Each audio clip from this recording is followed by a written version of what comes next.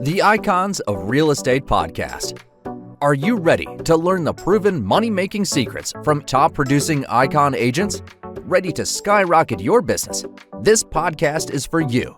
Tune in every week with your host, Tomasz Fonseca, and find out how to implement proven strategies to 10 times your business. From $3 million to $30 million in just 12 months. Brought to you by the Masters at Real Estate Marketing, Arter SEO.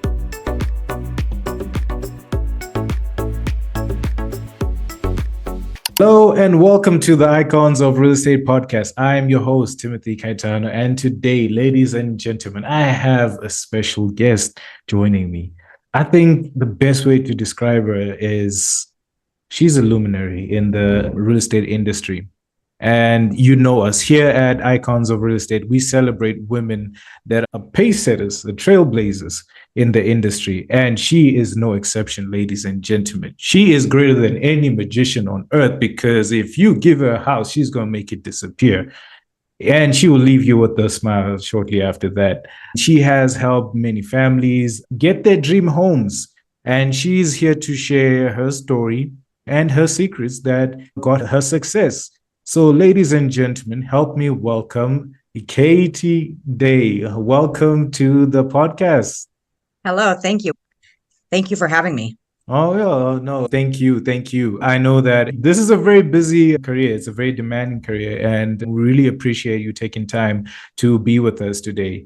Katie, I think it's only fair that we start from the beginning. For those that don't know you, who are you and how did you get into real estate?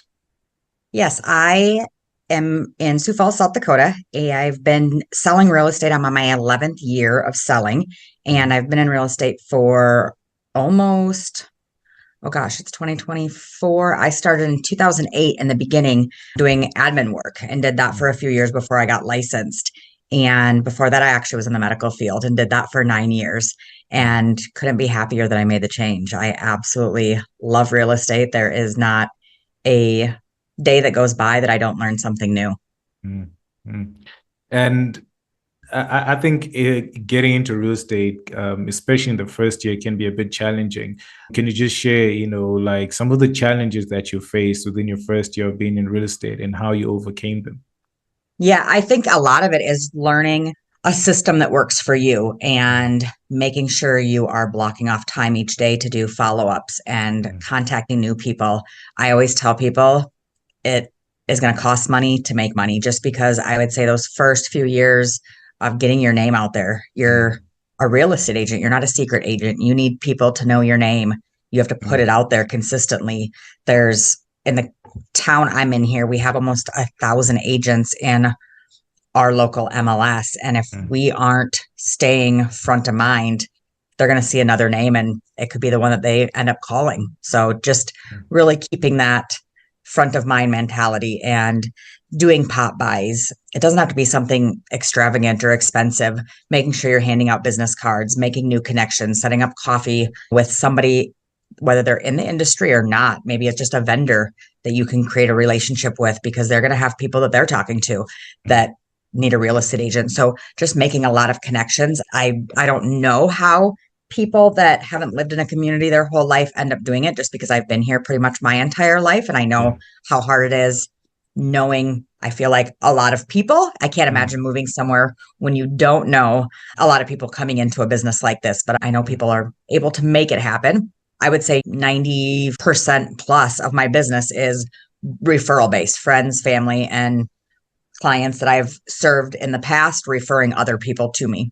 And that's a very powerful statement because I hear a lot of agents talk about that. Like, this business is all about building relationships. And because that's where you get your business from, right? You're going to get your business from referrals. When you give your clients the best service, they're going to refer someone to you. What is your advice to someone getting in and they trying to figure this out? They're like, how do I do this? How do I go about building that strong relationship with my clients to a point where one day they can remember me if their friend wants to buy or sell a house? I would say a CRM is your biggest thing, making sure you have a CRM that you're entering every single person you talk to. Like I said, whether they are a real estate connection, if they're a painter, if you end up having a plumber come to your house because your toilet's plugged, get their information, let them know that you're a real estate agent, and make sure you're sending them something continually. So with my database, I am continually sending out newsletters, sending out just different emails, letting them know. I just sent one out on Sunday, Happy St. Patrick's Day, just something small and making it more personalized. I think making sure again that you're just staying front of mind for all of those people that you have talked to and that you're going to be talking to, making sure you're just staying in constant contact. And again, doing the face-to-face as well, setting up, even if it's just a coffee appointment once or twice a week with a different person to make sure you're still staying front of mind to those people, especially the ones that are going to be referring you business. Well, ladies and gentlemen, you've heard it. Keep the connection. Don't sell the house and just break off all connection. You have to keep it in your CRM. Now, Katie, I know a lot of people are asking right now, this is the $1 million question. Heck, this is probably the $1 billion question. Is this the right time to buy a house? My personal opinion, yes. I just watched a seminar here a couple of weeks back. And if interest rates drop 1%, there will be 5 million more buyers who will now be eligible to purchase a home in the same price range that you may be currently looking in. And so right now, with interest rates a little bit higher than they have been these last few years, they're still under the 50-year average. We're seeing a lot less buyers in the market in certain price ranges. So you may pay a little bit higher interest rate, but you're not probably going to be in a bidding war and paying more in the actual purchase price than you are going to be if interest rates drop, because we're going to see so many more buyers and there's going to be 10s, 20s, 30s more people in that price range. Sioux Falls is a city of 220,000 people, but we have a lot of smaller communities around us. And I know in the last 2 weeks alone, between buyers and sellers, I have been in 4 competing offer situations. So it is picking up. And if I was going to be buying a house, I would do it now before rates do go down to get a better price on the property and know that I'm able to refinance later. Because if you don't buy now, those house prices are going to continue to keep going up. Appreciation just happens. Here in South Dakota, we don't get hit like a lot of the bigger markets do. And so we've seen appreciation no matter what. And if that continues to happen, which again, we can only go off of history, we are going to see the houses costing more. People are willing to pay more for them. And it's just going to bring more buyers into the market once those interest rates go down. Wow. Well, ladies and gentlemen, you heard it here. I think a lot of people are excited right now because this was music to their ears, because we get this question all the time. Is this the right time to buy a house? You heard it here, ladies and gentlemen. Go ahead and call Katie right now so she can help you with that. So where do you think the market is going, especially in South Dakota? Like, what do you think it's gonna be looking like for people that are looking to buy homes and sell homes in the next coming months and years? I know you mentioned that rates might be going down, but what do you think the future holds? What do you think the future holds for in the real estate industry? Yeah, right now our inventory is still very low in Sioux Falls. I pulled numbers here this morning, and as of this morning, the city of Sioux Falls alone, from single family, townhome, twin home, and condos, so I didn't include any multifamily, anything like that, we only had 499 listings total. Looking at the stats from the month of February, we are up from 2023, the month of February. New listings, we were up almost 37%. Our closed sales were up right at 10%. Our average sale price rose by 6.3%. So again, that appreciation, really no matter what market we're in, our houses, like I said, are always still appreciating. So our average sales price right now is up over $327,000, which is absolutely crazy. And right now we only have about 3.5 months worth of inventory. So that would say if we stopped listing homes today, in 3.5 months, we would be out of inventory, which is a pretty crazy number. We should have a lot more inventory than that. Sellers don't always like to hear that because then they have more competition out there. But what happens when you're in a tight inventory, it just becomes tighter and tighter because the people that you are showing houses to, they just have less and less choices. So even though last week we had, let's say, I think it was like 150 new listings come on, and you look at the amount of listings there is, it stayed pretty average because we put 150 some under contract. And so if we're able to keep putting these new ones under contract and move up buyers, keep purchasing the higher end homes, that inventory is never going to keep growing. It's just going to keep staying at that consistent. So I'm really hoping here in these next few weeks, South Dakota, we just never know what the weather's going to do. I heard there's a possible blizzard coming in this weekend.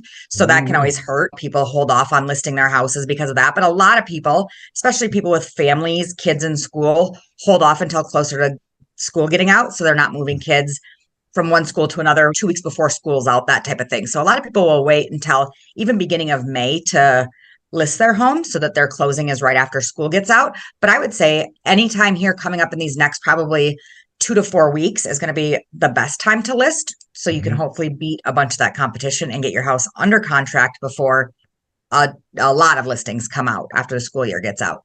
Oh, well, okay. All right. And, to a person that is looking to list the house, it's the first time they're doing this, they don't know what to do. How do they get ready? How do they prepare themselves to make sure that they're in a really good position to get a good deal out of it? What steps should they take? I would say it always depends on what price point they're in and things like that. I would say right now, especially houses under probably that 300 mark are getting multiple offers on them. Those houses probably don't need the entire thing to be painted on the interior in all a neutral color. Your higher end homes, those ones, people plan to move in and want it move-in ready when they're spending $750,000, that type of thing. So price point is always going to matter. I always tell people, have your home as ready as you would want it if you were the one buying it. So if you don't want to have to move in and paint the entire thing, let's get the paint touched up. Curb appeal is probably your biggest thing. That's the first picture that people see online. That's the first picture the first thing they see when they pull up to your house. Making sure your front door looks very nice. Whether you stage it with a little table and chair outside the front door, you put a nice wreath on the front door, just making sure that front area of your house, from the garage to the front door to the front yard, are all kept nice and tidy. Those windows are nice and clean. If you have pets or little kids, making sure there's not fingerprints or nose prints all over the glass at your screen door, things like that. But I always tell all of my clients that first appointment that I go over to their house to do a walkthrough so that I can run numbers for them, I point out all those little things that I think they need to be doing as they're getting ready for their house to be put on the market. Hey, well, ladies and gentlemen, you heard it here. I think someone right now listening to this is writing it down like, yep, I'm definitely going to do that. And for a first-time home buyer, this can be a very scary and nerve-wracking time for them because they spend most of their life just saving up for this huge investment that they might one day make money off or pass down to their kids. It can be a scary time trying to navigate, getting the best, I would say the best house or getting an agent that can help you get the best deal. What's your advice to people to first-time home buyers? I mean, how do they navigate through this current market and making sure they get the best service from the agent? So I always tell all of my buyers, no matter if they're a first-time buyer or not, always start with talking to a lender. And if you don't have a lender, you don't know a lender, you don't have anybody who's giving you any recommendations, contact a real estate agent. They're going to have lenders that they know can get the job done and that aren't going to mess anything up from the time you put that contract in till you get to closing. We always have referral partners that we use, that we trust in, that we would use ourselves. That's always the first step. Secondly, make sure you do something face-to-face with your real estate agent. I don't care if you're a first-time buyer or a fifth-time buyer. I like to have you come into my office. We sit down and we talk about everything you're wanting in a house, what you need in a house, what you must have in a house. Just because I tell all of my clients, when I put all of your information into the system to do a search to find out houses that fit what you're looking for, the more information we put in there, the less houses are going to come back. So if there's things that you can add later or you can get by without having, or it's not an absolute must-have. If you have 2 kids and you need a 3-bedroom, we aren't going to look at anything less than a 3-bedroom. But if you're willing to finish off a basement, let's look for 2-bedroom homes. The basement might be unfinished and you would be able to finish that off and have a 4-bedroom house. So I always say, they go online, they start searching on all these different websites. So many websites out there have inaccurate information. A lot of them aren't linked directly to our MLS, or sometimes it takes 24, 48 hours for them to update. So they're seeing a lot of stuff that is not accurate. And so just making sure that you are working with a real estate agent that knows their market, that can educate you on all of the things, make sure they have checklists in place to help you through the process. I help all of my buyers from the time we write that offer some contact me a year or two after closing, asking me questions, whether it's about their taxes or even if they're needing a handyman to come and fix something at their house. They will call me and say, hey, we know you've grown up in Sioux Falls, a lot of people, we need a recommendation on this. So making sure it's somebody who is going to do constant follow-up with you and be there for you for a lifetime, not like you said earlier, once the sale happens, you never hear from them again. Making sure it's somebody who's going to stay in contact with you. Yeah, ladies and gentlemen, you heard it. That's the most important thing, right? You want a person that will stay in contact with you, a person that's not just driven by the sale and the commission. So thank you so much for highlighting that. Katie, thank you. Thank you so much for that advice. I know a lot of people are going to appreciate that, and this is definitely going to help people make better decisions in the future, especially with this current market. Now, I know outside of real estate, you have a couple of things that you're passionate about, and I want to talk about that real quick. Tell me about the Almost Home Canine Rescue. How did that come about, and how did you get involved? Yeah, I have been doing independent dog rescue for I think it's probably about 15 years now. And I was contacted by a group up in Madison that was running Almost Home Canine Rescue. They decided they just weren't able to do it any longer, asked if I wanted to take it over. Yeah. So against my better judgment, I said yes, and got a group of lovely ladies together. And we have now been doing it here in Sioux Falls. We relocated it here 6 years ago, last month. And we're doing amazing. It can be very sad at sometimes, but it's a very rewarding experience as well. I just got my new foster dog last night, and she is a ball of energy. Oh, wow. What breed is it? I think she's a husky mix. So she has a lot of energy. She's about 6 months old, and I think she could probably run for 3 hours straight if you wanted her to. Wow. So my question is, with your clients, do you ever shout out, that rescue? Be like, hey guys, if you... I do. I actually have a lot of clients who have used the rescue. On all of my advertising, I actually have a slogan that says, finding people and pets their forever homes. Yeah. So instead of forever, it's forever, F-U-R. Oh, forever. But I have a lot of people. Today I stopped in, had never met the gentleman at a local high school here, and he knew who I was. He's like, are you Katie? I'm like, yeah. He's like, we adopted one of your dogs 2 weeks ago. Oh. And we normally have probably somewhere between 60 to 85 dogs in rescue. We've had anywhere from probably 15 to 40 cats at a time. And so I don't know every adopter's name. I don't know where everybody else goes. I have an amazing team behind me. We have an adoption team. We have a social media team. We have a fundraising team. There is different aspects of the rescue that each person does, and they do it very well. And that's why they're in that position. So I don't know everybody, but it's awesome to hear of those things and to meet people after they've adopted and know that they had a great experience and the animal's doing so well with them. Wow. That is amazing. I love that. I think the best thing is, we are definitely going to have some of the details in the description so people can actually reach out. I think a lot of people are in love with the fact that they can just give these pets a second chance of having a happy family. And I appreciate the fact that you here and you taking the time to actually talk about it and let people know, like, hey, this is what I'm doing. I believe in it so much that I'm even getting myself a dog. So we love that. All right. So, ladies and gentlemen, we're going to take this time to give a special shout out to the sponsor of our podcast today. This is the Icons of Real Estate Network. Now, this is the #1 real estate network in the world. If you're looking to start your own podcast and you just don't know how you want to do it, well, look no further. The Icons of Real Estate podcast is here. Now, my question to all of you is, if you were to start your own real estate podcast, what would it be called? Better yet, let's ask Katie. Katie, if you were to start your own real estate podcast, what would you call it? Well, I've been thinking on this since you kind of gave me that little bit of a hint at the beginning of the call that there would be a question like this. I think I would have to call it Houses and Hounds with Katie. Ooh. Oh, I know, right? Houses and Hounds with Katie. Ladies and Yeah. gentlemen, I think that'll be a banger. All right. So, ladies and gentlemen, you know what to do. If you're interested in starting your own real estate podcast, but you just don't know how to do it, look no further. Icons of Real Estate has your back. Details will be in the description. Thank you. Now, going back to this, Katie, I think you're an amazing role model for women that want to get into real estate.